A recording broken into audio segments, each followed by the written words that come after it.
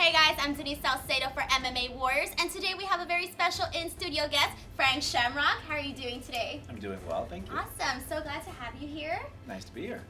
What advice do you have for youngsters in your similar situation growing up? You know, it's hard to see yourself in the future. What advice would you give them?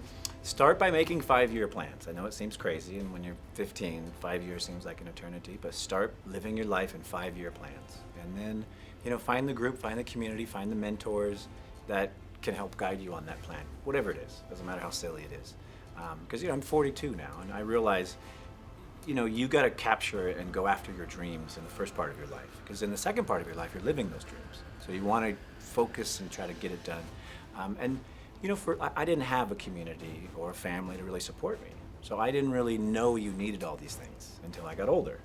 And, I encourage all kids to, get education, go to school, find a community, find a sport, find an activity that, inspires that energy inside of you.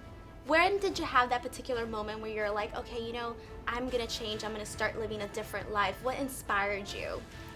I was sitting in prison, and my son had turned about 9 months old, and then I realized that the path I was on was ridiculous, and that I had no end to it, and I had no real skills except for being a criminal.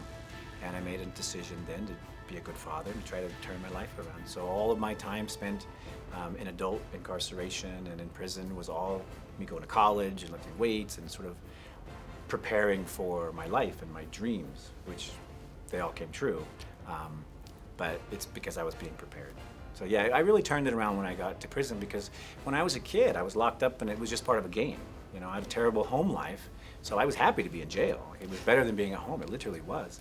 And then once I became a part of the system and I became a youth under the ward of the state of California, then it was interesting. Like I would travel around and go to group home, and it wasn't until I got 17 and I got married and I turned into an adult that all those things became different. Then I was an adult committing crimes as an adult, and it just changed. And I had to grow up, snap of a finger, and I grew up in prison. What feedback have you gotten from your peers? Well, everybody loves a good story, and everybody loves a good redemptive story. But most of my friends who I grew up with died, or are spending the rest of their lives in prison. And then the other friends that made it, they're far and few in between, but everybody's very proud of me. The people in the industry, they've always supported me, the martial arts community.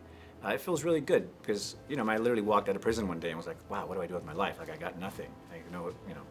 I didn't have an education. I didn't really have much going for me. So if it weren't for these and, a martial arts community, I probably wouldn't have been